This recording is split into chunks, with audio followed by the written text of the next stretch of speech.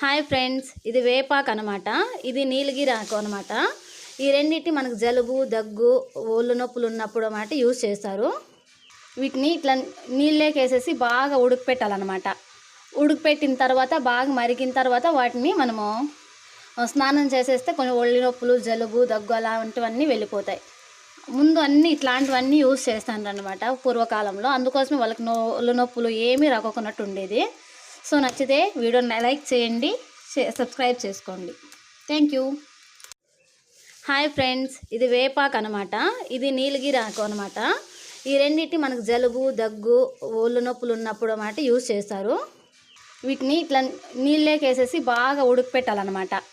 ఉడకపెట్టిన తర్వాత బాగా మరిగిన తర్వాత వాటిని మనము స్నానం చేసేస్తే కొన్ని ఒళ్ళు నొప్పులు, జలుబు, దగ్గు అలాంటివన్నీ వెళ్ళిపోతాయి. ముందు అన్నీ ఇట్లాంటివన్నీ యూజ్ చేస్తాను అనమాట పూర్వకాలంలో. అందుకోసమే